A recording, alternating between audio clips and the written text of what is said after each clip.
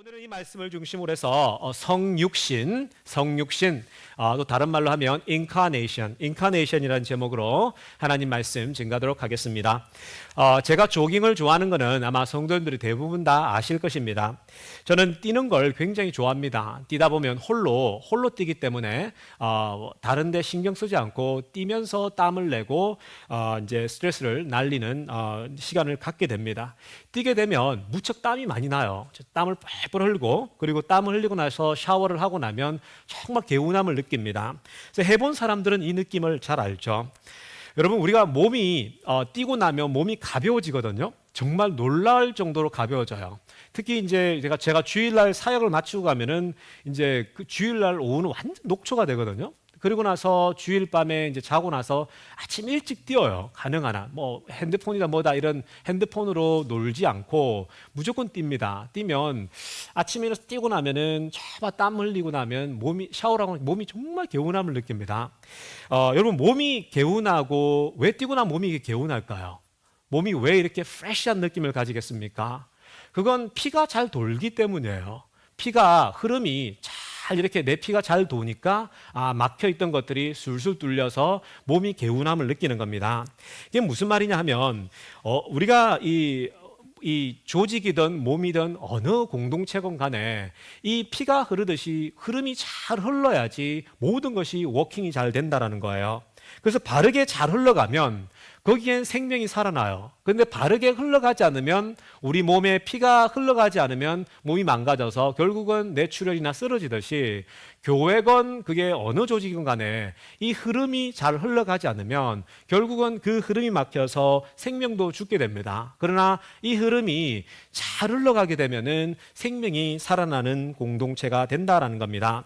성도는 피도 잘 흘러가야 되고 물도 잘 흘러가야 돼요. 그리고 공기도 잘 흘러야 되고 돈도 잘 흘러가야 됩니다. 잘 흐르지 못함과 막힘은 생명이 아니라 곧 죽음이에요. 혈관이 좁아지다가 막히면 위험하죠. 또 물과 공기가 흐르지 않으면 썩게 되어 있습니다. 돈이 흐르지 않으면 경제가 나빠지는 건 당연한 것입니다. 사람들이 고통을 받겠죠. 그런데 흐름에는 원칙이 있어요. 흐름에는 원칙, 원리, 하나님이 만드신 원칙이라는 게 있습니다. 우리가 만유인력의 법칙은 하나님이 만드신 거죠. 과학자들은 자기들이 발견했다 그러지만 하나님이 만드신 것입니다. 그 만유인력의 법칙을 보면 이 무거운 물체는 높은 곳에서 아래로 떨어지게 돼 있는 거예요. 그건 원칙이에요. 원리입니다. 또 어떤 것이든 이 무게가 있고 무거운 것들은 어떻습니까? 높은 데서 낮은 곳으로 흘러가게 돼 있죠. 물도 마찬가지입니다. 물도 높은 데서 낮은 데로 흐르지 절대로 사람의 힘을 쓰지 않는 이상, 과학의 힘을 빌리지 않는 이상은, 자연의 법칙은 낮은 데서 위로 흐르지 않아요. 모든 물의 흐름도 높은 데서 낮은 데로 흘러간다는 겁니다. 그리고 힘이라고 하는 것도 어떤 거냐면은 강한 데서 약한 데로 흘러가요. 우리가 비가 올 때 보면 고기압, 저기압이 있습니다. 높은 고기압에서 낮은 저기압으로 흘러가요. 공기도 그렇고 물도 그래요. 그래서 힘이나 에너지나 이런 것들은 다 높은 데서 낮은 데로, 또 강한 데서 약한 데로 흐르게 되어져 있다라는 겁니다.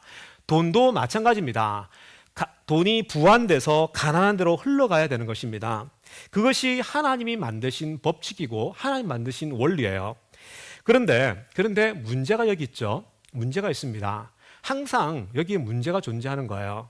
그 문제는 죄로 말미암아서, 우리의 죄악 때문에 결국은 타락한 인간은 그 흐름과 법칙을 흐트려 버립니다. 타락한 인간은 그 흐름을 깨버리죠. 바꿔놓습니다. 어떻게 바꿔놓냐? 힘은 강한 데서 약한 데로 흘러야 되는데 바꿔놔버려요. 오히려 약한 데서 강한 데로 흐르게 합니다. 또 우리가 낮은 데서 높은 데로 흐르게 만들어요. 물은 높은 데서 낮게 흘러야 되는데 그 흐름을 인간의 죄악으로 바꿔버립니다. 또 마찬가지입니다. 돈이라고 하는 것은 부한 데서 가난한 데로 흘러가야 되는데 오히려 거꾸로 바뀝니다. 가난한 데서 부한 데로 바뀌어져요. 이걸 우리가 풀어낸다면 그런 거예요. 강한 자는 더 강해집니다. 약한 자는 더 약해지고 있어요. 또 낮은 자는 더 낮아지고 있습니다. 높은 자는 더 높아져요. 또 그리고 부한 자는 더 부해집니다. 가난한 사람 더 가난해집니다. 교회가 지금 그걸 따라가고 있어요. 저는 그런 교회 용납할 수 없습니다. 성도 여러분, 그런 교회 할 거면 교회 다니지 마세요. 이 하나님의 원칙을 깨뜨리려면 여러분 교회 할 필요 없어요. 문 닫아야 돼요. 강한 사람이 와서 강한 짓을 하고 있고, 부한 사람이 이웃에서 부자의 돈 자랑을 하고 있고, 또 연약한 사람 돌보지 않을 거면 교회 하지 마세요. 뭐하러 교회를 다닙니까, 성도 여러분? 이 교회 문 닫아야 돼요. 저쪽 교회도 다 문 닫아야 되는 겁니다. 이 하나님 만드신 원칙, 이 흐름을 깨뜨리기 시작하면 그곳은 생명이 사는 곳이 아니라 모두가 죽게 되는 것입니다.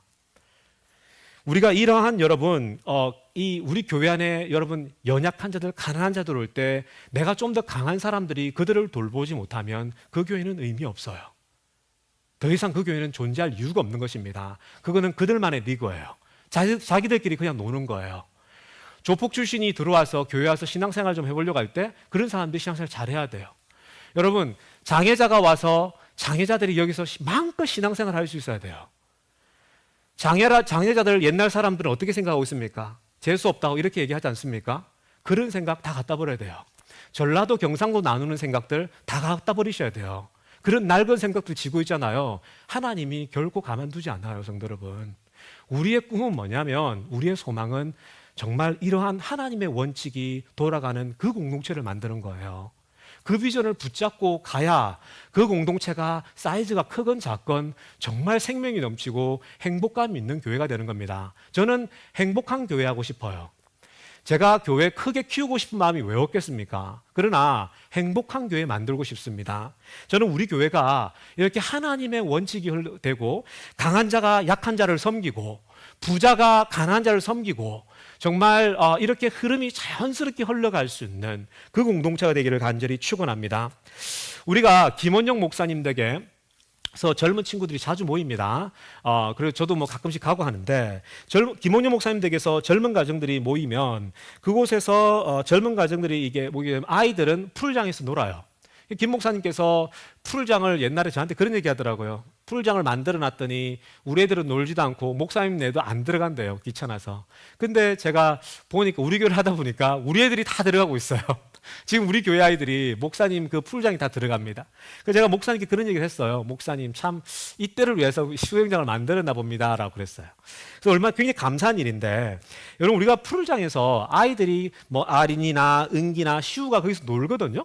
시우나 아린이가 은기가 거기서 노는데, 작은 아이들이 거기서 놀게 되면은 아이들을 그냥 내버려두면 어때요? 물에 빠지잖아요. 근데 이 아이들이 혼자 놀지 못해요. 그러면 누가 같이 놉니까? 거기에 부모가 들어가요. 그래서 아린이 아빠 들어가고, 또 은기 아빠 들어가고, 시우 아빠가 들어가요. 아이들을 붙잡고 같이 거기서 놀아줍니다.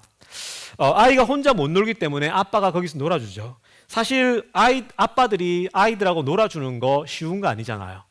아빠들이 이 어른이 아이들하고 물장구 치면서 놀아주는 게 보통 일이 아닙니다. 사실 뭐 이 얼굴은 막 웃고 있지만 속으로는 정말 이게 정말 힘들 거예요. 나도 저기 가서 커피 마셔야 되는데, 저 피로 지사님 벌써 다 경험하잖아요. 나도 저기 가서 고기 좀 먹고 싶은데 막 이런 생각이 들 거예요. 그래서 이 아이들, 근데 여러분 아이들의 얼굴이 마냥 신이 나요. 아빠가 놀아주면 마냥 신나죠. 아빠 손잡고 그 의자고 물에서 놀지 않습니까? 근데 반면에 아빠들은 죽어나죠, 사실은. 여러분, 근데 참 재밌었어요. 저나 김 목사님이나 전도사님은 정말 여유가 있습니다. 애들이 다 커가지고 우리 손이 안 들어가거든요. 쟤들은 마음대로 놀아요. 그럼 김 목사님과 저와 전도사님은 여유롭게 커피를 한 잔씩 마시고 있습니다. 땀 삐질삐질 흘리는 우리 애기 아빠들 보면 정말 나도 저 때가 있었네 이 생각을 하죠. 성도 여러분, 근데 여기서 우리가 깨달을 수 있는 메시지가 하나 있습니다. 어른이, 아빠가 아이들하고 풀장에서 놀아주는 거 쉬운 일 아니죠. 정말 힘들어요. 근데 아빠가 마치 수영장에서 아이들과 함께 놀아주는 거, 그걸 뭐라고 하냐면 성육신이라고 합니다. 어른이 아이들하고 놀고 싶지 않은데 아빠가 아이하고 놀는 게 아니라 저기 어른들끼리 거룩한 수다 떨고 싶은데 아이들 때문에 붙잡혀가 아이들하고 놀아주는 거, 그리고 아이들 눈높이로 내려가서 아이들하고 놀아주는 거, 그게 바로 성육신이 일어나는 거예요. 성육신이 그 별거 아닙니다. 예수께서 이 땅에 저 높으신 하나님, 하늘에 계신 하나님께서 인간의 옷을 입고 이 땅에 내려오신 것을 우리가 성육신이라 그러잖아요. 우리는 그냥 그렇게 막연하게 생각합니다. 하나님께서 우리를 구원하려고 이 땅에 예수님을 보내셨다. 예수님이 저 하나님께서 이 땅에 정말 인간의 옷을 입고 이 땅에 내려오신 거잖아요. 겸손하게 내려오신 거예요. 그걸 우리가 성육신이라고 합니다. 마치 어른들이 아이들하고 눈높이 내려가고 나는 정말 마음은 저기 가 있지만 아이들의 눈높이 맞춰가지고 아이들하고 놀아주는 거. 정말 그것은 어른들의 낮아짐이 곧 성육신을 만들어낸 거예요. 여러분, 우리 삶에서 성육신이 일어나잖아요. 이렇게 낮아지게 되잖아요. 그러면 그곳에 평화가 옵니다. 성육신이 일어나는 곳에 평강이 와요. 하나님께서 저 높은 곳에서 인간의 옷을 입고 이 땅에 내려오셨죠. 그 내려왔을 때 천사들이 뭐라고 합니까? 평강이 왔다. 이 땅에 평화가 왔다. 사실 실상은 아무것도 일어나지 않았어요. 그러나 하나님께서 이 땅에 친히 옷을 입고 내려오시니까 평강이 왔다, 평강이 왔다라고 얘기를 합니다. 마찬가지입니다. 우리가 부모가 자식 붙잡고 아이 붙잡고 놀잖아요. 성육신을 하면은 가정에 평화가 옵니다. 여자들은 흐뭇해합니다. 남편이 놀아주네. 가정에 평강이 오게 돼 있습니다. 엄청나게 어린 어른과 어린아이가 그리고 그 가정이 행복해지는 것을 성육신을 통해서 경험하게 된다라는 겁니다. 어른이 아이가 되어 아이처럼 아이들과 함께 놀아주는 것 같이 강한 자가 약한 자들과 함께 어울려주고 또 이렇게 부자가 가난한 자처럼 함께 어울려서 가난한 자들의 마음을 알아주고 그들의 마음을 알아주면서 함께 놀아줄 수 있다면 또 높은 사람이 세상에서 높은 직위를 가진 사람이 낮은 자처럼 되어서 낮은 자의 마음을 알아주게 되면 거기에 진정한 평강이 오는 것입니다.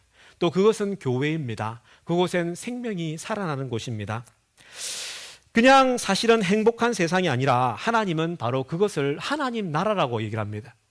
그냥 행복한 게 아니에요. 하나님 나라라고 합니다. 오늘 우리들에게 본문 말씀을 통해서 주신 말씀이에요. 제가 한번 이 말씀을 다시 한번 제가 한번 읽어보도록 하겠습니다. 그때에 이리가 어린 양과 함께 살며 표범이 어린 염소와 함께 누우며 송아지와 어린 사자와 살찐 짐승이 함께 있어 어린아이에게 끌리며 암소와 곰이 함께 먹으며 그것들의 새끼가 함께 엎드리며 사자가 소처럼 풀을 먹을 것이며 젖먹는 아이가 독사의 구멍에서 장난하며 젖된 어린아이가 독사의 굴에 손을 넣을 것이라. 내 거룩한 산 모든 곳에서 해됨도 없고 상함도 없을 것이니 이는 물이 바다를 덮은 같이 여호와를 아는 지식이 세상에 충만할 것임이니라. 아멘. 이사야서뿐만 아니라 성경 곳곳에서 이 말씀을 인용하고 언급하고 있습니다. 하나님께서 사람과 친구가 되시기 위해서 친히 성육신 하셨어요. 이 땅에 내려오셨습니다.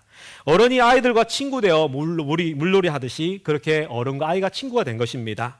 부자와 가난한 사람이 하나가 됩니다. 강한 자와 약한 자가 하나가 됩니다. 높은 사람과 낮은 사람이 서로 친구가 되어 친해지게 되면 그 세상은 살맛 나는 세상이 됩니다. 적어도 교회 안에서 이런 세상을 만드는 것이 그 교회는 살맛 나는 교회가 됩니다. 이 흐름이 다 깨져버리면, 하나님 만드신 이 원칙이 깨져버리면 그 교회는 죽음의 장소가 됩니다. 더 이상 덩치만 컸지 무덤으로서 점점 더 사그라들 뿐입니다. 하버드 대학 교수 출신이었던 헨리 나우엔 있죠. 제가 금요 예배 때 한 번씩 언급했습니다. 헨리 나우엔 책은 일독을 반드시 권합니다. 헨리 나우엔이 하버드 대학 교수라면서 우리 이 시대의 최고 영성가 아닙니까? 근데 헨리 나우엔이 이 대학 교수하면서 그렇게 찬란하게 이 칭찬을 받고 격려를 받고 하버드 대학 교수니까 어떻겠습니까? 근데 어느 날 삶의 무료함이 찾아옵니다. 모든 것을 다 갖췄는데 삶의 무료함이 찾아와요. 이걸 살 이유가 있을까? 이 사람에게 삶에 대한 질문이 던져집니다. 그래서 이분이 삶의 무료에서 1년 동안 이제 휴식을 딱 취하고 캐나다 쪽에 가죠. 그래서 캐나다 데이브레이크라고 하는 그 장애인 공동체에 갑니다. 그 장애인 공동체에 가서 지체부자유 아이 아담이라는 아이를 평생 돌보기 시작을 해요.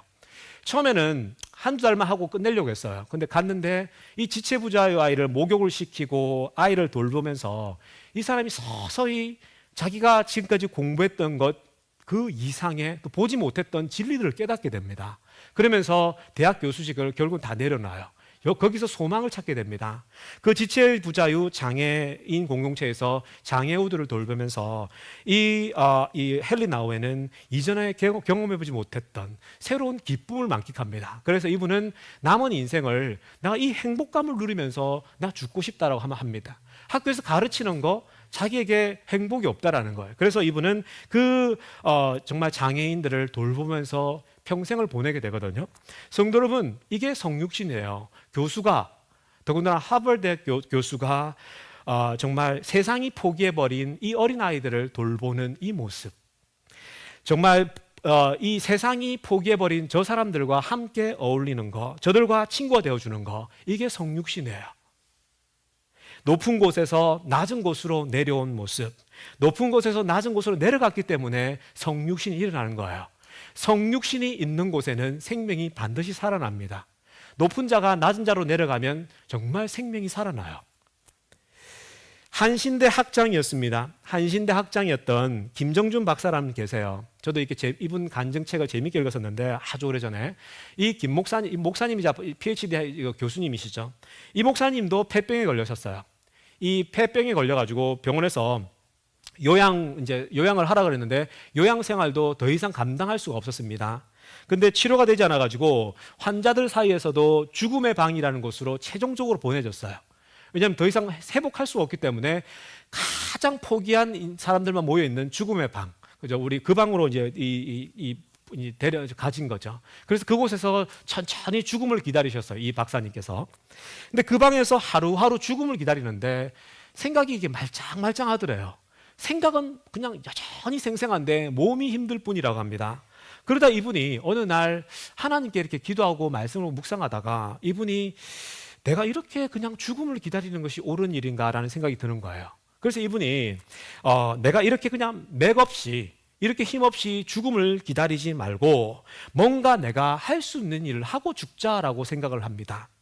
그래서 이분이 할 수 있는 일이 뭐겠습니까? 그 방을 벗어나면 안 되니까. 근데 가만히 이렇게 돌아보니까 이 주변에 자기보다 더 힘든 사람이 보이는 거예요. 그 방 안에.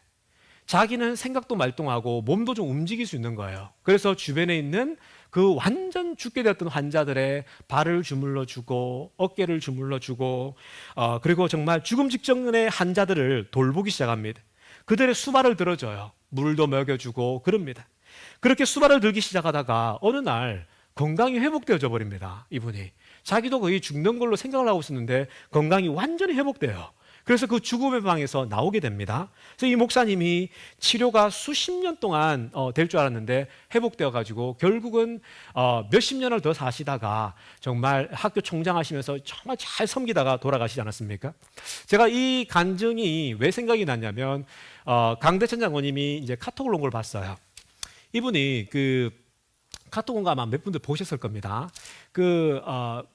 무슨 방입니까? 완전히 그 응급실 같은 그 방이 있잖아요. 중환자실. 그 중환자실에 가셨는데 오늘 아침에 그 강장님이 카톡이 왔는데 앞에 그 발음이나 다 틀리셨더라고요. 그러니까 많이 힘드신 거죠. 근데 긴 장문을 보내오셨는데 목사님 어젯밤에 여자 소리가 들렸는데 아빠 하는 것 같다 그러시는 거예요. 근데 그 여자아이가 한국 아이 같습니다 이러더라고요. 우리 잘 모르겠어요. 그 아이가 한국 아이인지. 근데 아빠 이러는데 그 아이가 얼마나 힘들면 그럴까. 또 옆에 보니까 누가 아이고 하더래요. 여기 외국 병원인데 왜 아이고가 들릴까 이러는 거예요. 근데 그 아이고 하는 사람들 그 신음 소리를 들으니까 장모님이 그런 생각을 하셨대요. 내가 저 사람들을 위해서 할 수 있는 게 뭘까? 장모님은 생각은 멀쩡한 거예요. 그래서 장모님이 내가 저들을 위해서 기도라도 해야겠다라는 거예요. 기도를 했다 그럽니다. 성도 여러분, 이렇게 우리가 사실은 우리 생명이 주어진 상황 속에서 그냥 그저 죽음을 기다리면서 갈 수도 있어요. 그런데 우리가 오늘 이런 우리가 강 장로님이나 또 여러분 우리 김정준 학자 이 박사님처럼 사실은 마지막이었지만 그것을 포기하지 않고 낮은 자들을 더 섬기는 거예요. 내가 있는 자리에서 내가 몸이 불편하지만 우리가 몸이 정말 어렵지만 나보다 더 연약한 사람들이 눈에 있어요. 성도 여러분, 우리도 가난하지만 사실 주변에 보면 더 가난한 사람이 있어요. 내가 제일 가난하다고 생각하지만 실상은 더 가난하고 더 힘든 사람이 있어요. 저는 우리 교회 목회를 하면서 제가 어떤 분들에게 관심을 집중적으로 가집니다. 그런데 성도들은 그걸 오해를 해요. 아, 목사님이 저 사람의 마음이 떠나고 이 사람의 같구나 이런 생각을 합니다. 이상하게 뒤에서 그런 소리가 들려요. 그런 소리를 들으면 절망합니다. 그런 소리를 들으면 좌절합니다. 자꾸만 목회에 대한 회의가 들기 시작해요. 이 목회를 지속해야 되나 생각이 듭니다. 사실은 목회자만 알고 있는 정말 힘든 영혼들이 있어요. 가진 건 많은데 지금 당장 죽을 것 같은 사람들이 있다고요. 근데 목사는 자연스럽게 그런 사람의 눈이 가게 돼 있어요. 여러분들이 저를 진정으로 아는 사람들은 그걸 알 거예요. 몇 분만 알겠죠. 근데 뒤에서는 뭐라고 하냐면 저 목사 저 사람에게 눈 돌리고 이 사람은 배신했다 이런 소리가 돌려요. 정말 그런 소리 들을 땐 이 목회고 뭐고 다 때려치고 싶어요. 정말 여러분. 성도 여러분, 우리가 이 땅에 왜 삽니까? 왜 교회를 다니고 왜 예수를 믿어요? 나보다 더 연약한 사람을 내가 섬기기 위해서 있는 거예요. 성육신이에요. 저 높으신 하나님께서 이 땅에 내려오셨어요. 예수께서 하늘에 계신 그 높으신 하나님께서 인간의 옷을 입고 이 땅에 내려오신 거예요. 지극히 천한 것으로. 근데 여러분, 그것을 우리에게 그대로 실천하라는 것입니다. 우리는 나보다 더 연약한 사람을 돌보도록 이 땅에 부름받은 거예요. 나만 힘들다 생각하지 마세요. 사실은 그 사람들의 삶을 들어보고 구체로 들어보면 정말 내가 힘들다는 것보다 더 힘든 사람들이 너무나도 많아요. 저는 우리 모든 그린힐스교회 성도님들이 나만 힘들다 할 게 아니라 오히려 나도 힘들지만 나보다 더 힘든 사람을 조금이라도 눈을 돌려서 보살펴 볼 수 있기를 간절히 축원합니다. 어렸을 때 저희 어머니가 이런 얘기를 들려주신 적이 있어요. 저희 어머니가 굉장히 신앙이 좋은 분이셨거든요. 저희 어머니가 너무 신앙이 좋으셔가지고 뭐 제가 목사도 됐지만 근데 어머니께서 근데 어머니 얘기 들으면 가끔씩 제가 이해가 안 되는 얘기가 있었어요. 그러니까 어머니가 어떤 얘기를 하셨냐? 어머니가 영진아, 너보다 공부 못하는 아이들하고는 놀지 마라 이러는 거예요. 그래서 처음에는 엄마 말이 좀 설득력이 있더라고요. 너보다 공부 못하는 아이들하고는 놀지 마라 그러는 거예요. 그 말씀은 뭐예요? 다시 말하면 나보다 공부 잘하는 아이들하고만 어울리라는 얘기잖아요. 그죠? 그래서 어머니가 아주 권사님이 실성했나 생각이 들었어요. 사실 어릴 때. 왜냐하면 교회 가서 목사님 설교 들으면 그냥 낮은 자 돌보라 그랬고 제가 어릴 때 이런 말씀 다 들었거든요. 어릴 때도 전도사님을 통해서. 근데 이 어머니께서 저는 어머니가 이해가 안 됐어요. 너보다 공부 못하는 아이하고 놀지 말라. 그러면 난센스 아닙니까? 그래서 어렸지만 엄마에게 대들 수도 없고, 그죠? 그래서 어릴 때 좀 혼란스러웠는데 공부 잘하는 아이가 저는 그런 생각을 했어요. 공부 잘하는 아이가 나랑 놀아줄까라는 생각을 했어요. 오히려 공부 잘하는 아이가 나랑 놀아줄까? 또 사실 공부 잘하는 아이 엄마는 뭐라고 하겠습니까? 그 아이에게 1, 2등 하는 아이들은 야, 너 주위에 1, 2등 하던 아이들과만 놀아? 라고 할 거 아닙니까? 어떻게 저 꼴찌하고 40등, 30등 아이들하고 놀려고 하겠습니까? 그래서 여러분 사실 이게 우리가 본능적으로 있지 않습니까? 본능적으로 자신보다 강하고 높고 부한 사람들과 친해지려고 하는 것이 우리의 본능이에요. 우리 모든 인간은 나보다 강하고 나보다 높고 나보다 부한 사람들과 친해지려고 합니다. 그것이 우리 자신에게 유리하고 유익할 것이라고 생각하기 때문에 그래요. 그리고 저들과 친해짐으로써 나는 아무것도 아닌데 나도 같이 위치에 올라간다고 생각을 합니다. 그런데 성도 여러분, 저는 이러한 본능이 꼭 나쁜 것이라고 생각하지 않아요. 이러한 본능은 그러한 생각을 통해서 내 자신이 발전을 이룰 수 있기 때문에요. 그런 요소가 있습니다. 실제로 공부 잘하고 열심히 사는 사람들과 함께 살아보면 열심을 배워요. 게으른 사람이. 그래서 그러한 본능 자체를 무시할 필요는 없는 것입니다. 문제는 뭐냐면 강하고 높고 부한 사람들하고만 친해지려고 자꾸만 그렇게 애를 쓴다라는 거예요. 의도적으로. 그리고 자신보다 약하고 낮고 가난한 사람들과는 친해지려고 하지 않는다라는 거예요. 이게 문제라는 겁니다. 자신보다 약하고 낮고 가난한 사람들과 친해지는 것은 자신에게 아무 유익이 없다라고 생각하기 때문에 그러지 않습니까? 그러나 그렇지 않습니다. 성도 여러분. 오히려 하나님의 원리는 뭐냐? 연약한 사람들과 함께 할 때 정말 엄청난 진리를 배워요.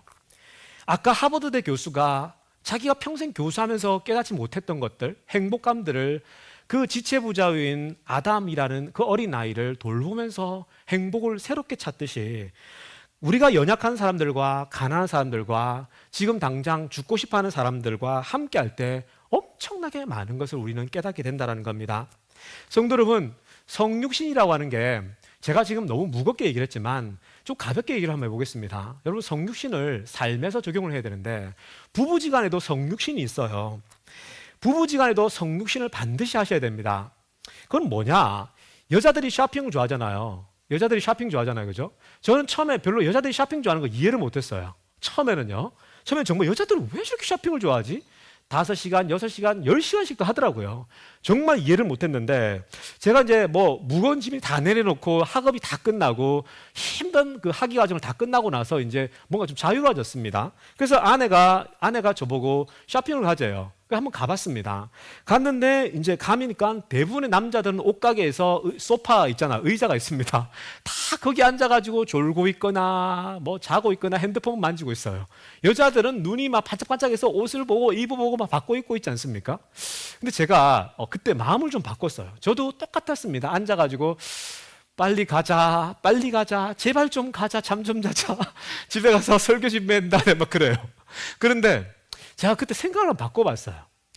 와이프가 여자들이 저렇게 좋아하면 내가 같이 쇼핑을 한번 해볼까? 라는 마음이 들었어요. 그래서 제가 그때 성육신이라는 단어가 또 생각이 났습니다. 그래, 내가 여자들처럼 저렇게 쇼핑이 무슨 의미일까? 한번 해봤어요. 제가 이제 아내가 가더라고요. 그래서 제가 여보, 나는 오늘은 내가 남자들 옷 파는 데 한번 가볼게. 가봤어요. 남자들 옷 파는 데 가봤습니다. 근데 정말 혼자 갔는데 기분이 묘하더라고요. 근데 갔더니 옷이 정말 많아요. 다양하게. 그래서 제가 한번 옷을 다 입어봤어요. 하나씩. 근데 저한테 핏한 옷을 딱 입어봤는데 옷이 이제 태가 나기 시작하더라고요. 아니, 이게 무슨 말이냐면 제가 양복을 아마 여러분들 기억하실 거예요. 제가 2년 반 전에 이 교회에 처음 왔을 때 양복이 형편없었어요. 저한테 이게 맞는 게 없었거든요. 왜냐하면 그때는 제가 그런 개념이 없어서 그래요. 아무거나 입었었어요. 그냥 뭐 2만 원, 20불짜리, 30불짜리 되는 대로 사서 입었습니다. 근데 제가 요즘 보면은 양복이 좀 이렇게 멋이 나지 않습니까? 여러분, 이게 비싼 건 아니지만 제가 이거 가서 제가 고른 거예요. 왜 어떻게 골랐냐? 아내랑 갔다가 제가 쇼핑을 했어요. 그래서 제가 쇼핑 그 몰에서 제가 남성 그 파는 그 H&M인가에 가서 입어봤어요. 다 입어봤는데 내가 옛날에 왜 옷을 못 입었나를 생각했어요. 옛날에는 그냥 아무거나 주는 걸 입었었거든요. 사이즈에 상관없이. 근데 제 몸에 맞는 옷을 제가 입어보고 맞춰 입으니까 옷이 이렇게 살아나요. 그 성도 여러분들도 저한테 와서 요즘 뭐 옷이 좀 예뻐 보입니다. 괜찮아 보입니다. 이런 얘기 칭찬을 해요. 여러분, 이런 것들이 왜 왔겠습니까? 제가 아내와 함께 성육신, 아내가 쇼핑하는 것을 제가 함께 걸어가 본 거예요. 제가 뭐 쇼핑 중독이다 이런 게 아니라 여러분, 우리가 아내의 입장 또 반대도 마찬가지죠. 여자들은 남편들이 운동하고 이런 걸 이해를 못 하잖아요. 여성들도 남편이 골프를 치러 나가고 또 조깅을 하고 뭐 운동을 나갈 때에 여자들도 한번 남성의 입장에서 이해가 필요한 거예요. 그러면 성육신을 해서 자기도 골프를 같이 치러 나가보는 거예요. 골프 재밌네라는 생각을 하게 됩니다. 또 뛰어보면은 와, 이거 정말 매력이 있구나를 깨닫게 돼요. 여러분, 우리가 깨닫는 게 뭡니까? 부부 사이에서도 여러분, 제가 한 가지 예만 들었지만 많은 부분에서 성육신이 필요해요. 여성들이 좋아하는 것을 나도 함께 해보고 같이 손을 잡고 여보 이거 좋아하는구나 함께 해보고 그러면 뭐가 생깁니까? 부부지간에 평강이 찾아옵니다. 성육신이 있는 곳엔 생명이 살아납니다. 부부가 취미가 달라가지고 맨날 싸우던 부부들이 하나가 되기 시작해요. 그 가정에 부부가 살아나니까 아이들이 살아납니다. 성도 여러분, 저는 우리 가정과 우리 모든 인생에서 이 성육신이 일어나기를 간절히 축원합니다. 그래서 오늘 우리가 읽었던 이사야서의 말씀, 강한 자가 사자가 양과 함께 놀고 이리가 정말 저 연약한 양들과 놀고 뱀이 정말 어린 아이들과 함께 뒹굴고 성육신을 통해서 우리 지금 그린힐스 교회 가운데 이러한 천국 같은 하나님 나라가 이루어지기를 간절히 축원합니다. 기도드리겠습니다.